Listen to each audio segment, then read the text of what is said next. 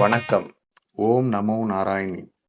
ஸ்ரீ சொர்ணலட்சுமி ஜோதிடம் சந்தானஜி தமிழ் புத்தாண்டு பலனை பத்தி இப்போ பேச வந்திருக்கோம். அதாவது மேஷ ராசிக்கு சூரியன் ஏப்ரல் 14ஆம் தேதி, அதாவது பராபவ வருடம். இந்த வருடம் பராபவ வருடம் சித்திரை 1 ஏப்ரல் 14 சூரியன் மீன ராசியிலிருந்து மேஷ ராசிக்கு சஞ்சாரமாகிறார். இது நம்ம தமிழ் புத்தாண்டா கொண்டாடுறோம். இந்த சூரியன் மேஷத்துக்கு வந்த பிறகு ஏப்ரல் 14 இங்கிலீஷ் தேதி. பொதுவா இயற்கை சீற்றங்கள்லாம் ரொம்ப பிரச்சனைகள் அதிகமா இருந்தது. இது வரைக்கும் சூரியன், செவ்வாய், சனி இந்த 3 கிரகங்களும் ஒன்னா இணைஞ்சிருந்தது நமக்கு ரொம்ப சிறப்பான விஷயம் கிடையாது. கடந்த ஒரு 15-20 நாளா பாத்தீங்கன்னா, அதாவது நான் சொல்றது தமிழ் வருஷ பருப்புக்கு முன்னாடி சொல்றேன். இந்த சூரியன், சனி, செவ்வாய் ஒன்னா இணைஞ்சது மீன ராசியில இயற்கை சீற்றங்கள், இந்த மாதிரி போர் அபாயங்கள், இந்த மாதிரி பிரச்சனைகள்லாம் ஏற்பட்டது அந்த அளவுக்கு திருப்தி தர விஷயம் கிடையாது நமக்கு. இந்த சூரியன் மேஷ ராசிக்கு வந்த பிறகு நமக்கு ஓரளவுக்கு நிம்மதி கொடுக்கக்கூடிய விஷயம். அதனால ஏப்ரல் 14ஆம் தேதி சூரியன் மேஷ ராசிக்கு சஞ்சாரமாகிறது. நம்ம தமிழ் புத்தாண்டு எல்லாரும் செலிப்ரேட் பண்றோம். அதாவது பராபவ வருடம் சித்திரை 1 ஏப்ரல் 14. இப்போ நம்ம ஒவ்வொரு ராசிக்கும் இந்த தமிழ் புத்தாண்டு பலன் எப்படி இருக்குன்னு நம்ம பார்க்கலாம். கால சக்கர தத்துவப்படி முதல் ராசி மேஷ ராசி.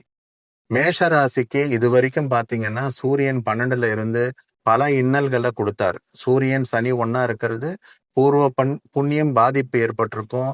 10வது குறைக்கு ராசிநாதன் செவ்வாயும் ஒன்னா சேர்ந்திருக்கிறது அவ்வளவு நல்ல விஷயம் கிடையாது. ஸோ இந்த சூரியன் மேஷ ராசிக்கு வர்றது ரொம்ப ரொம்ப சிறப்பான விஷயம். அதாவது ராசிக்கு 5ஆம் அதிபதி சூரியன் உச்சம் பெறும் போது தேக ஆரோக்கியம், முகப்பொலிவு, எடுக்கிற ஒவ்வொரு விஷயமும் நமக்கு ரொம்ப சிறப்பா இருக்கும். சூரியன் மேஷத்துக்கு வர்றது ரொம்ப சிறப்பான விஷயம். ஆனா பாத்தீங்கன்னா இந்த செவ்வாயும் ஒரு மாதம் கழித்து மேஷ ராசிக்கு வந்துருவார். ஸோ மேஷ ராசிக்கு பாத்தீங்கன்னா இந்த சூரியன் செவ்வாய் ரொம்ப சிறப்பான விஷயங்களா இருக்கு. இருந்தாலும் இந்த சனி 12ஆம் இடத்துல இருக்கிறதால கண் திஷ்டிகள் படாத மாதிரி நடந்துக்கணும். இந்த மேஷராசி நேர்கள் கண் திஷ்டி படாத மாதிரி நடந்துக்கணும். தொழில்ல ஏகப்பட்ட சிக்கல்கள் ஏற்படும். ஏற்கனவே இருக்கிற விஷயங்களை அப்படியே பார்த்துக்கிட்டு போகணும். முடிந்த அளவுக்கு இடமாற்றம் ஒரு பெரிய மாற்றத்தை கொடுக்கும் மேஷராசி நேர்களுக்கு.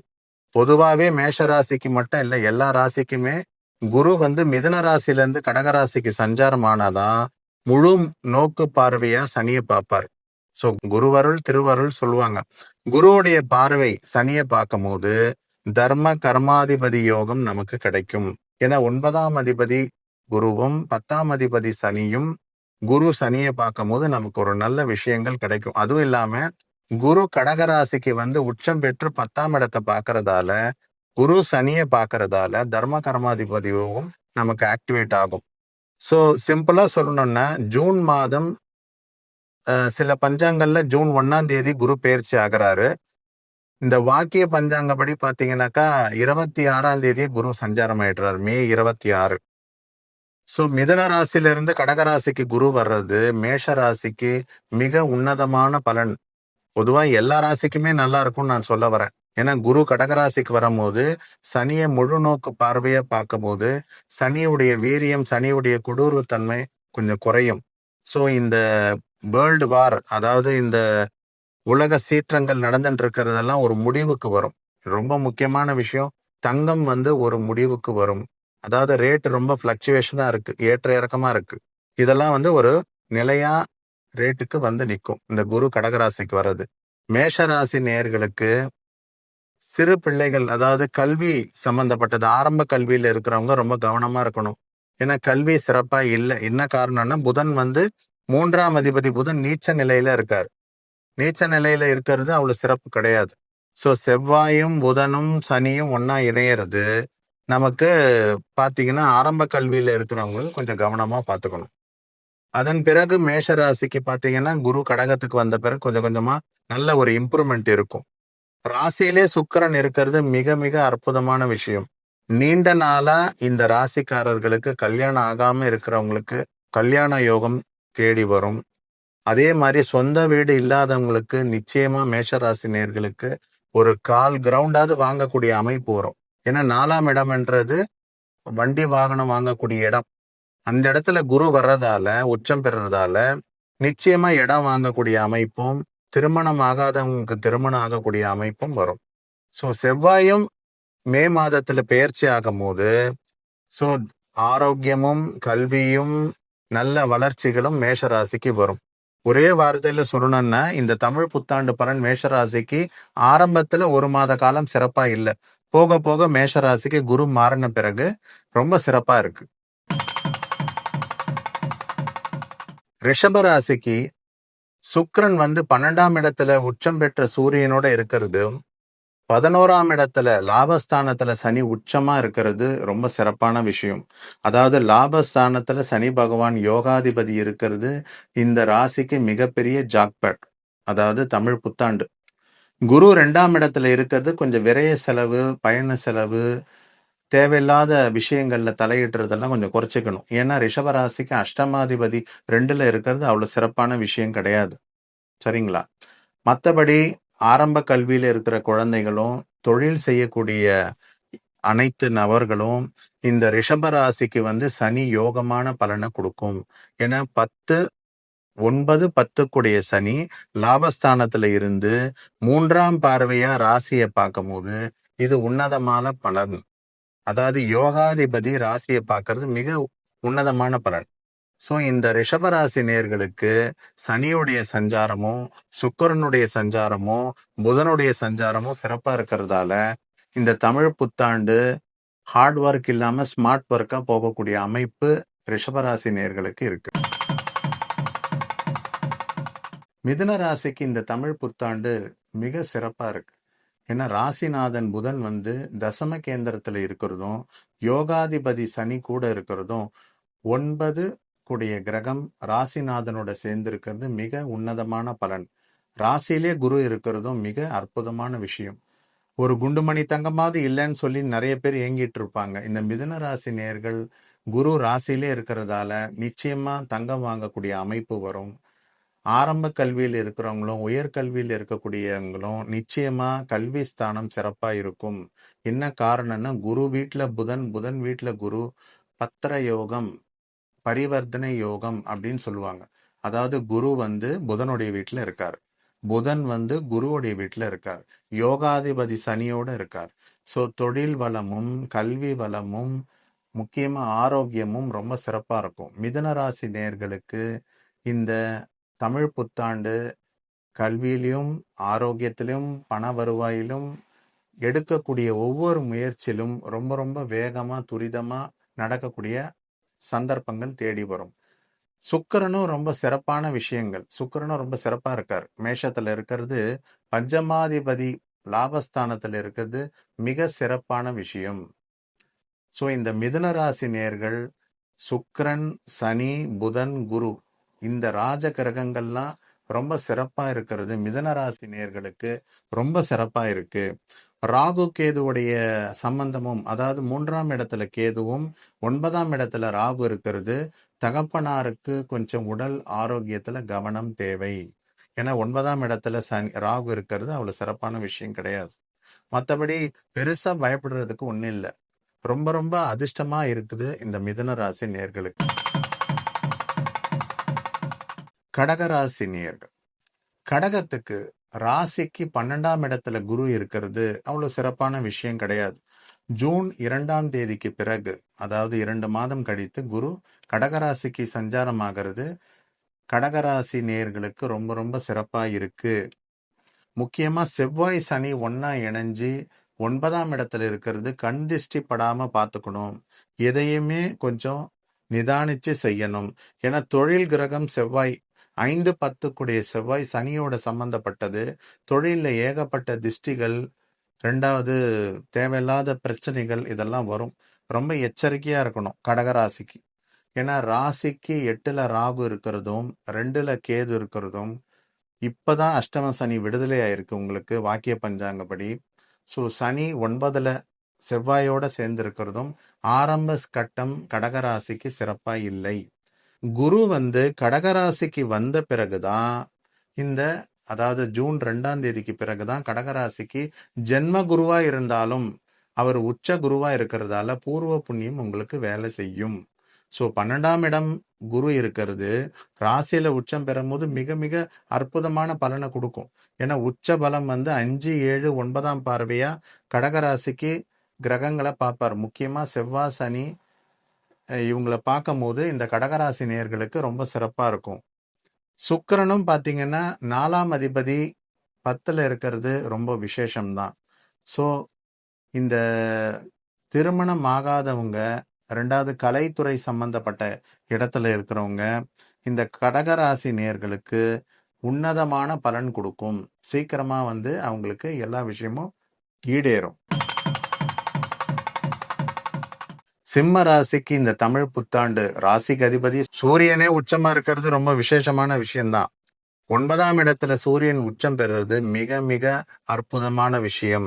இருந்தாலும் சூரியனுக்கு மிக அருகில் சனி இருக்கிறது சிறப்பா இல்லை.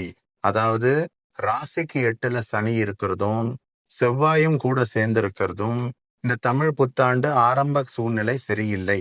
நான் ஏற்கனவே சொன்ன மாதிரி செவ்வாய் கிரகம் மே மாதத்துக்கு மேஷத்துக்கு வந்த பிறகு இந்த சூரியன் ரிஷபத்துக்கு விலகி போவார். ஸோ சிம்மராசி நேர்கள், அதாவது சிம்ம ராசிக்கு மே மாதத்துக்கு பிறகுதான் தமிழ் புத்தாண்டு சிறப்பா இருக்கும். ஆரம்பம் ஒரு மாதம் கொஞ்சம் சிரமமா தான் இருக்கும். ஏன்னா அஷ்டமத்துல சனி இருக்கிறது, எல்லா விஷயத்திலும் போராட வேண்டிய சூழ்நிலை ஏற்படும். குரு வேற கடகராசிக்கு 12ல தான் உச்சம் பெறுறார். விரயஸ்தானத்துல குரு உச்சம் பெறுறது அவ்வளவு சிறப்பான விஷயம் இல்லை. வேணும்னா அந்த 8ல இருக்கிற சனிய குரு பார்க்கறது கொஞ்சம் அந்த கொடூரத்தன்மை வீரியம் குறையும், கெடுபலன்கள் குறையுமே தவிர சிம்ம ராசிக்கு எல்லாத்தையும் வாரி கொடுத்துருவாருன்னு சொல்ல முடியாது. ஏன்னா சனி 8ல இருக்கிறதும் கொஞ்சம் நிதானிக்கணும். 2வது புதன் 8ல இருக்கிறதும் நிதானிக்கணும். ராசிக்கு 7ல ராகு, ராசியில கேது இருக்கிறதும் கொஞ்சம் கவனமா இருக்கணும். சிம்ம ராசி நேயர்கள் ஏற்கனவே அவங்க அன்றாடம் பண்ணிட்டு இருக்க வேலையை கண்டினியூ பண்ணலாம். புது முயற்சி, புது இடம் மாற்றம், சம்பளம் அதிகமா எதிர்பார்க்கறது, இல்ல ஒரு இடத்துல இருந்து சுவிட்ச் ஓவர் பண்ணி போறது, அதெல்லாம் கட்டாயமா செய்யக்கூடாது. ஏன்னா சிம்ம ராசி நேயர்களுக்கு அவ்வளவு சிறப்பா இந்த தமிழ் புத்தாண்டு இல்லை. ஆனா கடகராசிக்கு குரு வந்த பிறகு, அதாவது ஜூன் மாதத்துக்கு பிறகு ஓரளவுக்கு பரவாயில்லை அப்படின்னு சொல்லலாம். இருந்தாலும் செவ்வாய் சனியை விட்டு விலகும் போது சிம்ம ராசிக்கு ஓரளவுக்கு நன்மை செய்யக்கூடிய பலனை ஏற்படும். எப்போ? மே மாதத்துல. சிம்ம ராசி நேயர்களுக்கு மே மாதத்திலிருந்து ஓரளவுக்கு நன்றாக உள்ளது. கன்னிராசி நேயர்கள், அதாவது கன்னிராசிக்கு தமிழ் புத்தாண்டு மிக சிறப்பா இருக்கு. பஞ்சமாதிபதி சனி 7ல இருந்தாலும் கண்டக சனி, சப்தம சனின்னு சொல்லுவாங்க. இருந்தா கூட சனி ஒன்றும் பெரிய கெடுதல் கன்னிராசிக்கு பண்ணிட மாட்டார். சுக்கிரன் வந்து ஆரம்ப கட்டத்துல 8ல இருக்கிறது கொஞ்சம் வர வேண்டிய அதிர்ஷ்டங்கள், வர வேண்டிய சுப நிகழ்ச்சிகள்லாம் கொஞ்சம் தள்ளி போகும். அதுவும் சுக்கிரன் ரிஷபராசிக்கு போன பிறகு கன்னிராசி நேயர்களுக்கு ரொம்ப சிறப்பா இருக்கும். குரு 10ல இருக்கிறது சிறப்பு கிடையாது. ஆனா அதே குரு 11ஆம் இடத்துக்கு வரும்போது, அதாவது ஜூன் மாதத்துல குரு பெயர்ச்சி ஆன பிறகு கன்னிராசிக்கு அற்புதமான பலன் கொடுக்கும். ஏன்னா லாபஸ்தானத்துல குரு வர்றதும், இந்த சனியை 7ல சப்தம சனியை பார்க்கறதும் கன்னிராசிக்கு மிக உன்னதமான பலன் கொடுக்கும். பல நாள் திருமணம் ஆகாதவங்களுக்கு திருமணம் நடக்கும். கல்வி தடையா இருக்கிறவங்களுக்கு கல்வி சரியாகும். முக்கியமா 5, 6 சனி ருணரோக சத்துருஸ்தானாதிபதி. அந்த சனி 7ஆம் இடத்துல இருந்தாலும் குரு பார்க்கறதால கன்னிராசிக்கு நீண்ட நாள் கடன், நீண்ட நாள் வியாதி, நீண்ட நாள் பணம் கட்டிட்டு லோன்ல கஷ்டப்பட்டுட்டு இருப்பாங்க, அதெல்லாம் வந்து ஒரு முடிவுக்கு வரும். ஸோ கன்னிராசி நேயர்களுக்கு மிக மிக உன்னதமா இருக்கு. ஆரம்ப கட்டத்திலையும் சரி, முடிகிற கட்டத்திலையும் சரி, இந்த தமிழ் புத்தாண்டு ரொம்ப சிறப்பா இருக்கு. ஜூனுக்கு மேல மிக மிக சிறப்பா இருக்கு. ஸ்ரீ சொர்ணலட்சுமி அம்மன் அருள் எல்லோருக்கும் பரிபூர்ணமா கிடைக்கட்டும். அக்ஷயாக்கா, எனக்கு மன கஷ்டமும் பண கஷ்டமும் உடனே தீரணும். அதுக்கு ஏதாவது ஒரு வழி சொல்லுக்கா. வினோ, அதுக்கு தான் ஸ்ரீ சொர்ணலக்ஷ்மி ஜோதிடம் இருக்கே. இப்பவே என் அக்காவையும் என் அக்கா வீட்டுக்காரையும் கூட்டிட்டு போறேன். ஸ்ரீ ஸ்வர்ணலட்சுமி ஜோதிட நிலையம். உடனே ஸ்ரீ சொர்ணலக்ஷ்மி ஜோதிட நிலையத்துக்கு வாங்க. ஜோதிட நிபுணர் சந்தானஜி உங்களுக்கு நல்ல வழிய காட்டுவாரு. ஸ்ரீ ஸ்வர்ணலட்சுமி ஜோதிட நிலையம். எண் 9, பிள்ளையார் கோவில் தெரு, மகாமாரியம்மன் கோவில் பின்புறம், வேலப்பாடி பஸ் ஸ்டாப், வேலூர். செல் 9159144963 மற்றும் 7708135963. உங்க வாழ்க்கையில மாற்றத்தையும் ஏற்றத்தையும் அடைய சரியான வழி. ஸ்ரீ ஸ்வர்ணலட்சுமி ஜோதிட நிலையம். துளாராசி ராசிநாதனே 7ல இருக்கார். உச்சம் பெற்ற லாபாதிபதி சூரியனோட ராசியை வேற குரு பார்க்கிறார். யோகாதிபதி சனியும் 6ஆம் இடத்துல இருந்தாலும் மிக உன்னதமான ஸ்தானத்துல இருக்கார். துளாராசிக்கு மிக மிக முதல் தர யோகமா நம்ம சொல்லலாம் இந்த தமிழ் புத்தாண்ட. ஸோ குரு ராசியை பார்க்கறதும், ராசிக்கு அதிபதி சுக்கிரன் மேஷத்துல இருந்து ராசியை பார்க்கறதும், செவ்வாய் சனி 6ஆம் இடத்துல இருந்தாலும் இன்னும் ஒரு மாதத்துல செவ்வாய் விலகி மே மாதத்துல மேஷத்துக்கு வர்றதால எல்லா கிரக நிலைகளும் சிறப்பா இருக்கு. ராகு கேது கூட பாத்தீங்கன்னா, கேது லாபஸ்தானத்துல இருக்கார், ராகு 5ஆம் இடத்துல இருக்காரு.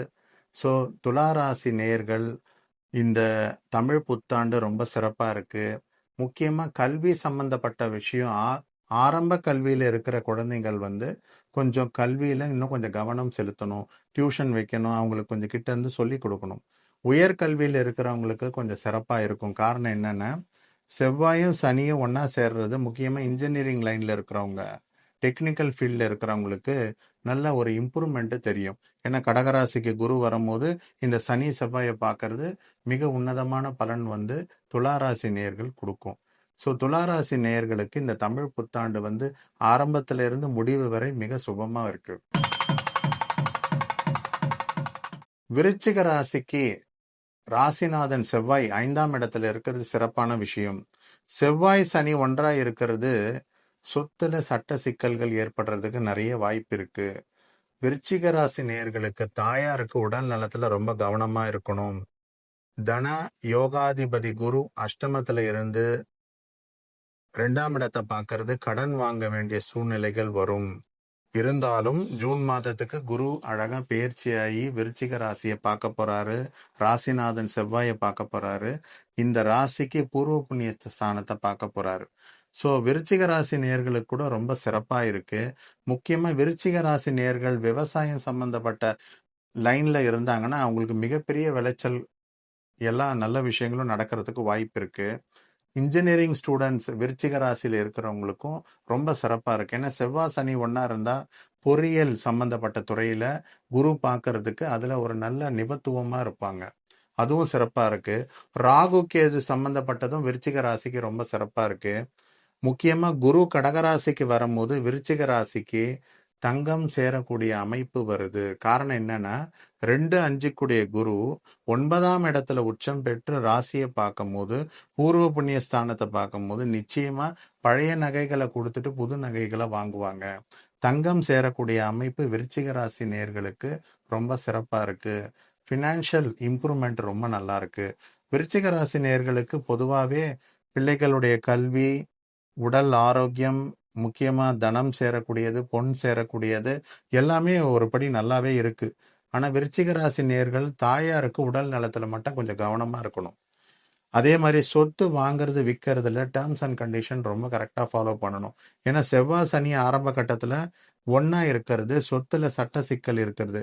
உதாரணத்துக்கு பட்டா இல்லாத இடம் வாங்குறது, பேப்பர் ஒர்க்கு சரியில்லாம இருக்கிறது, லிட்டிகேஷன் ப்ராப்பர்ட்டி வாங்குறது, இந்த மாதிரி ப்ராப்பர்ட்டிஸ் வாங்குறது விற்கிறதுல விருச்சிக ராசி நேயர்கள் ரொம்ப கவனமா இருக்கணும். ஸோ இடம் வாங்குற விஷயமும் தாயாருடைய உடல் ஆரோக்கிய விஷயத்துல கவனம் செலுத்தணும். மற்றபடி நிதி நிலைமை, தேக ஆரோக்கியம் எல்லாமே ரொம்ப சிறப்பா இருக்கு விருச்சிக ராசிக்கு. தனுசு ராசி ராசிநாதனே 7ல இருக்காருங்க. உங்களுக்கு என்ன வேணும்? ராசிநாதன் ராசியை பார்க்கறது மிக உன்னதமான பலன். திருமணம் தடையா இருக்கிறவங்களுக்கு திருமணம் நடக்கும். கல்வி சிறப்பு இல்லாம இருக்கிறவங்களுக்கு கல்வி சிறப்பா இருக்கும். நீண்ட நாள் மருந்து மாத்திரை சாப்பிட்றவங்களுக்கு ரொம்ப ரொம்ப சீக்கிரமா மாற்று ஏற்பாடு கிடைச்சி மாற்று மருந்து சாப்பிட்டு உடல் நலத்துல நல்லா தேரக்கூடிய அமைப்பு ஏற்படும். ஸோ குரு 7ல இருக்கிறது கெடுதலான விஷயம் கிடையாது.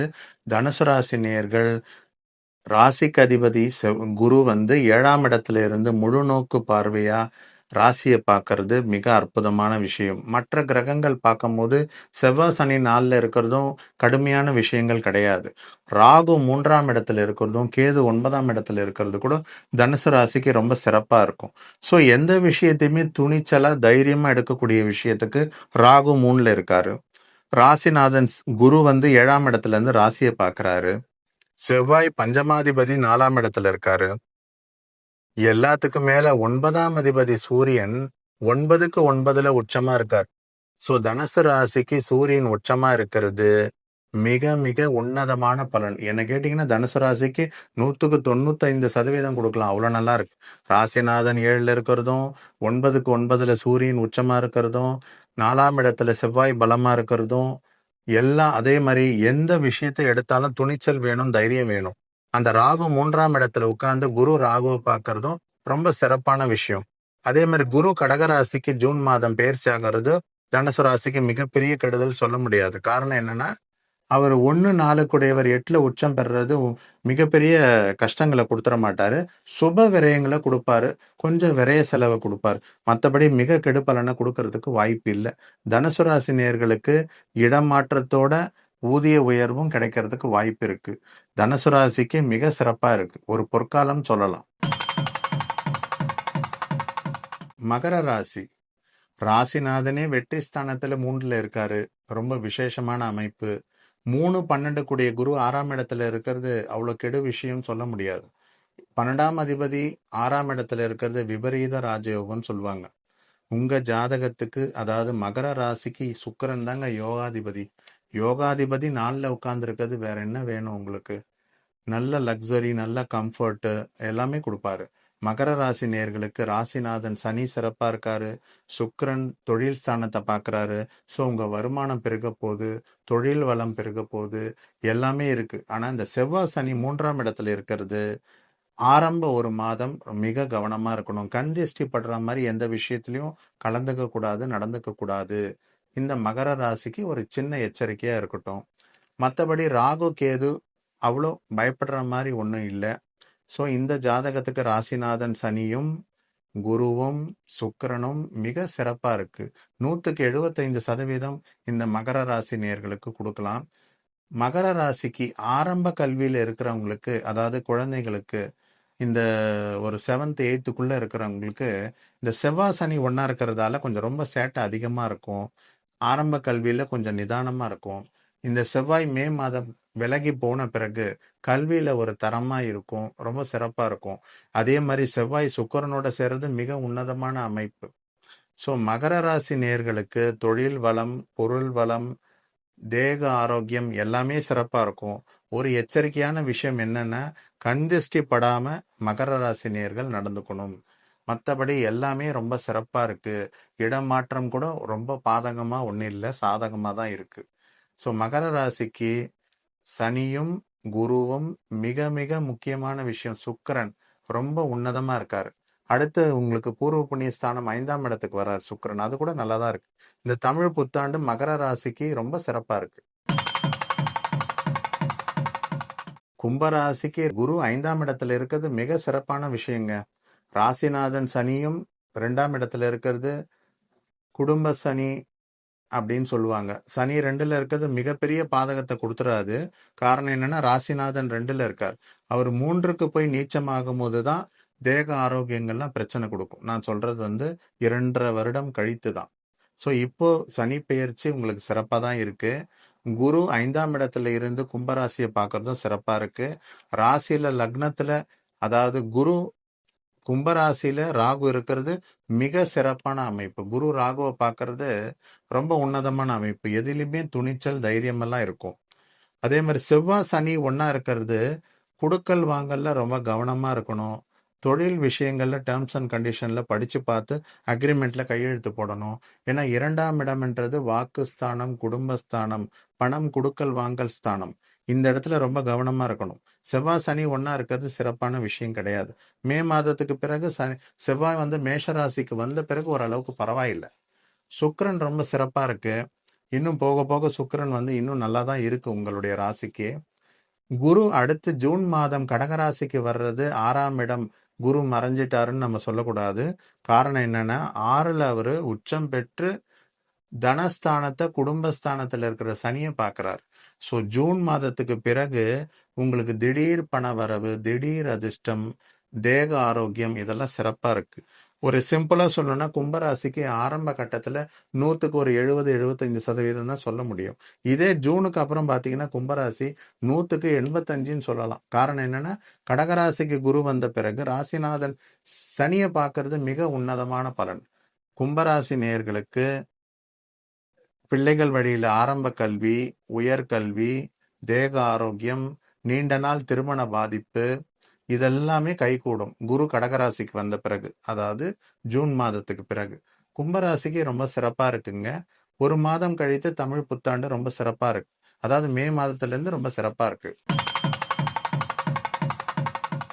மீனராசிக்கு ரொம்ப ரொம்ப சிறப்பா இருக்குங்க தமிழ் புத்தாண்டு. ஜென்ம சனி இருக்குன்னு பயப்படாதீங்க.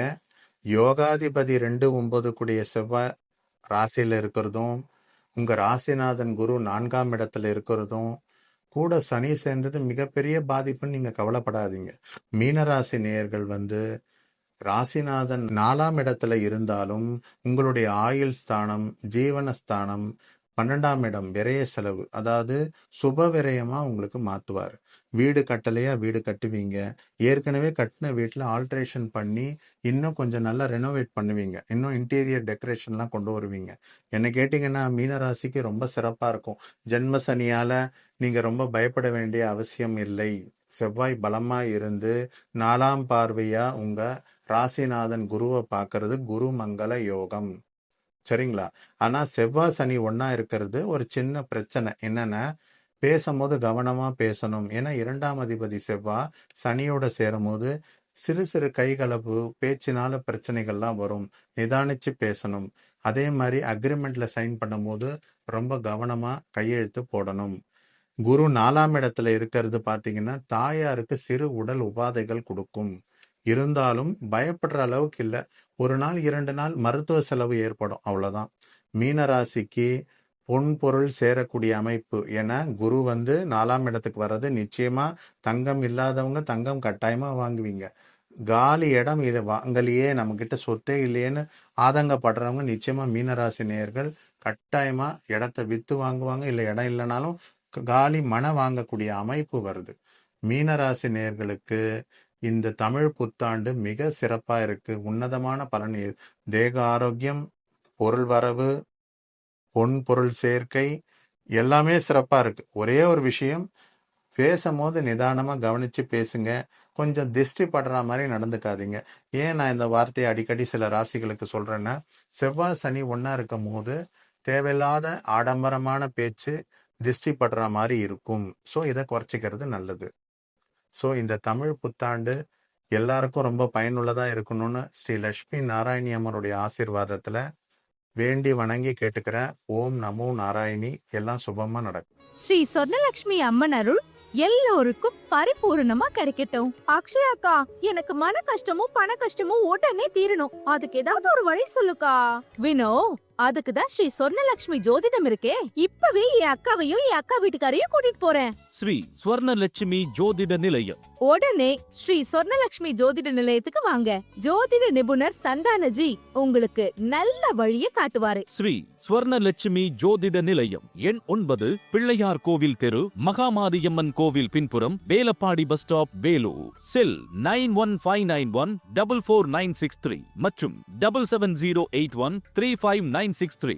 உங்க வாழ்க்கையில மாற்றத்தையும் ஏற்றத்தையும் அடைய சரியான வழி. ஸ்ரீ ஸ்வர்ணலட்சுமி ஜோதிட நிலையம்.